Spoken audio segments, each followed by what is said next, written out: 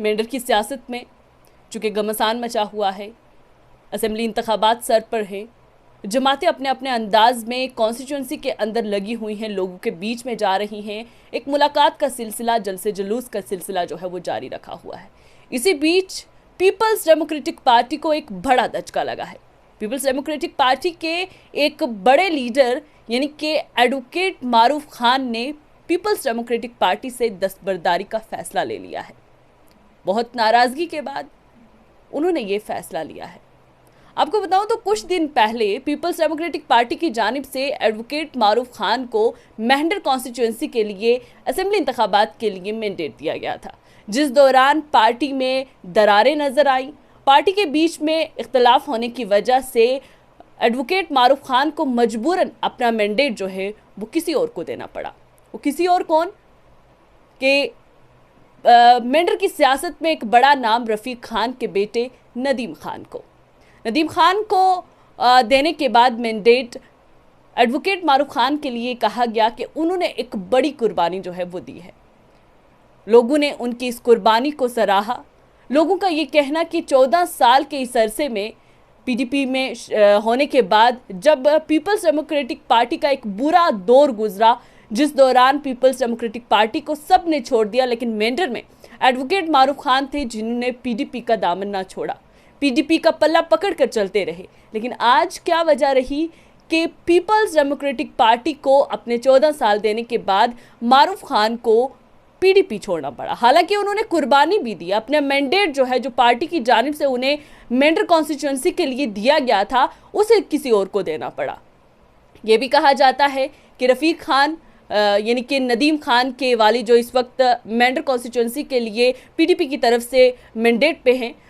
जो उम्मीदवार खड़े हुए हैं, उनसे मारूफ खान ने कहा था कि रफ़ीक खान से कहा था कि शफ़क़त का हाथ मेरे सर पर रखें। और ये भी कहा जाता है कि वही एहसान एडवोकेट मारूफ खान ने उतारा था नदीम खान को मैंडेट देकर। लेकिन वहीं आज जो बड़ा फैसला उन्होंने लिया है कि वो पार्टी को दस्तबरदार होने के बाद पार्टी से वो अब नेशनल कॉन्फ्रेंस को ज्वाइन करेंगे। गुज़श्ता शब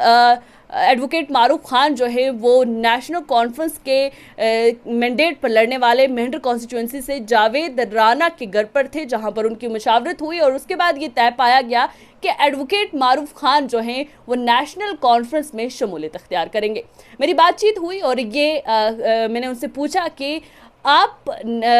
पीपल्स डेमोक्रेटिक पार्टी में इतना अरसा दिया है, उसके बाद आप क्यों छोड़ रहे हैं? चूँकि मैं आपको ये भी बताऊं यहाँ पर कि एडवोकेट मारूफ खान जो है वो इस वक्त श्रीनगर के रास्ते में हैं और वो उनके लिए माना जा रहा है कि वो नेशनल कॉन्फ्रेंस के हेडक्वार्टर में जाकर जो है वो शमूलियत अख्तियार करेंगे। जब मेरी बात एडवोकेट मारूफ खान से हुई तो उनका कहना था कि वो बुनियादी तौर पर नेशनल कॉन्फ्रेंस के ही थे।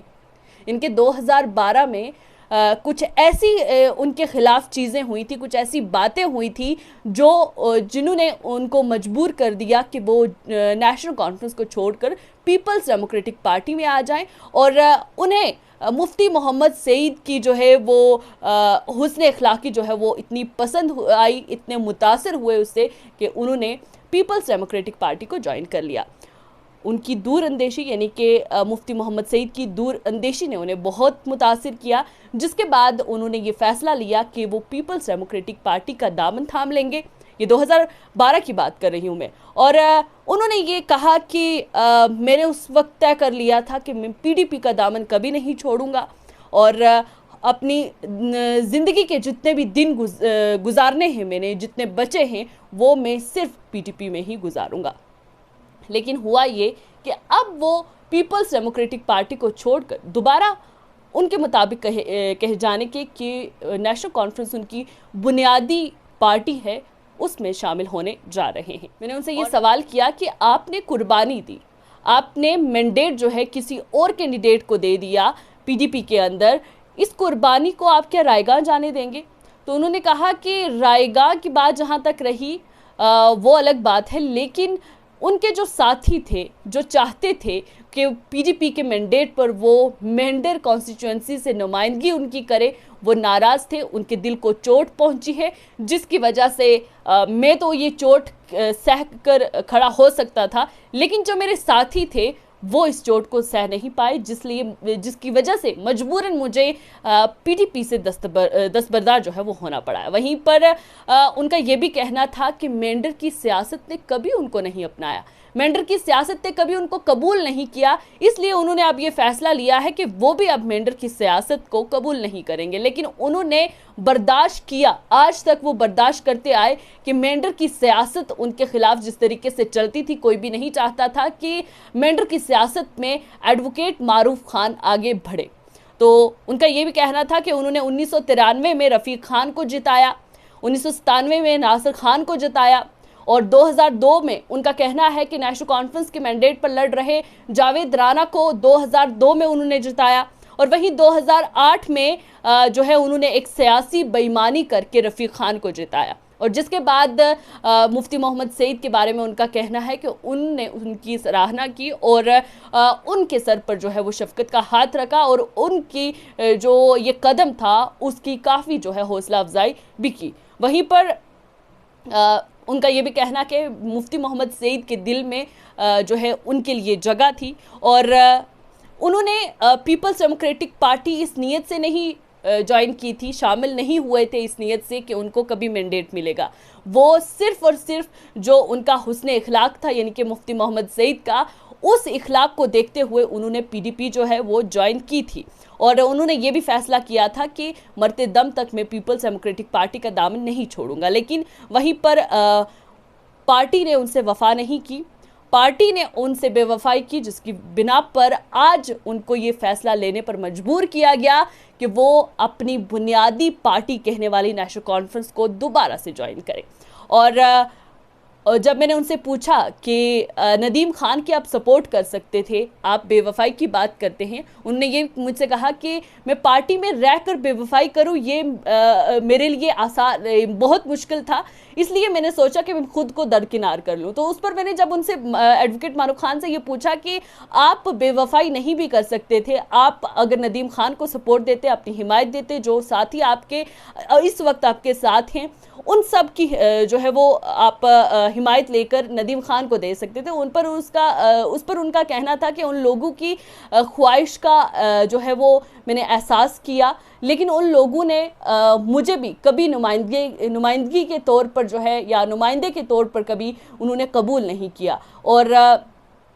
उन्होंने हाईकमांड से अक्सर ये कहा कि मारूफ खान मेंढर में इतने कमज़ोर हैं कि पार्टी अगर उनको मैंडेट दे रही है, पार्टी इस वक्त उनको अपना नुमाइंदा जो है वो बनाकर मेंढर कॉन्स्टिट्यूंसी में उतार रही है, तो इससे पीपल्स डेमोक्रेटिक पार्टी को मेंढर में बेहद नुकसान होगा। और उनकी ये नाराज़गी हाईकमांड से भी थी और सरप्रस्त जो पीपल्स डेमोक्रेटिक पार्टी है उनसे भी थी कि इन लोगों ने उनको इस हद तक कन्विंस कर लिया कि वाकई में ही मारूफ खान की जो हालात हैं मेंढर कॉन्स्टिट्यूंसी में वो बेहद ख़राब है, जिसकी वजह से पीडीपी को जो है वो नुकसान हो सकता है। जिसके बाद उन्होंने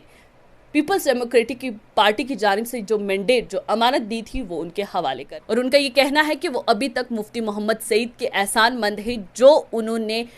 उनकी रहबरी की थी उसका एहसान वो कभी भी नहीं भूलेंगे। लेकिन अब उनकी जगह पार्टी में नहीं थी, पार्टी ने उन्हें नज़रअंदाज किया, हाईकमांड ने उन्हें नज़रअंदाज किया, इसलिए वो ये फैसला लेने पर मजबूर हो चुके हैं कि वो अब पीपल्स डेमोक्रेटिक पार्टी में नहीं रहेंगे, अब वो अपनी बुनियादी पार्टी यानी कि नेशनल कॉन्फ्रेंस में दोबारा लौट कर जाएंगे। लेकिन अभी भी मैंने सवाल किया कि क्या वो साथी जो आपके साथ हैं कह रहे हैं कि हम आपके साथ हैं जब आपको मैंडेट मिला, उस दौरान क्या वो आज भी आपके साथ है? तो उन्होंने कहा कि कल जब नॉमिनेशन भरा जा रहा था, और इससे पहले मैंने ये भी सवाल किया कि आप नॉमिनेशन के वक्त में नदीम खान के शाना बशाना थे, कंधे से कंधा मिलाकर चल रहे थे, एक बड़ी रैली हुई जिसकी सरबराही आप कर रहे थे, तो ऐसे में हम क्या माने, उस वक्त आपके माथे पे शिकन भी नहीं था। तो ऐसे में उन्होंने कहा कि कुछ साथी मेरे आए थे, वो सिर्फ मेरे लिए आए थे उस रैली में, जिनका कहना था कि इसको आप ये ना समझे कि हम वोटर्स में तब्दील हो जाएंगे, हम नदीम खान को कभी भी सपोर्ट नहीं करेंगे,